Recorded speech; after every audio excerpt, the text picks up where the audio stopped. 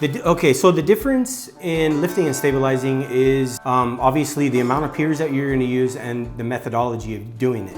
If we're just stabilizing the home, we can go in and put piers along the areas that are affected.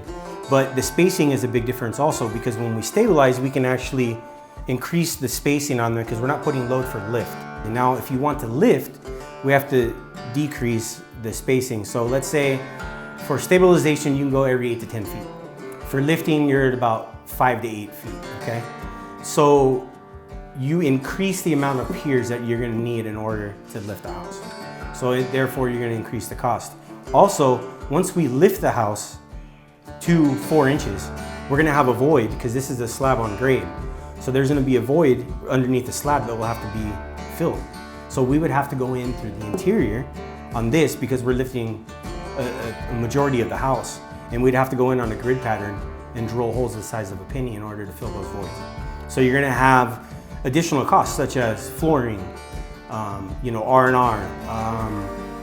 And when you lift, you're putting a lot of pressure on the houses. You're gonna have stucco, paint, drywall repair. You're gonna have to adjust doors, windows, sliders. Depending on where we're lifting, well, it would depend on, if you're in a kitchen, there's other factors.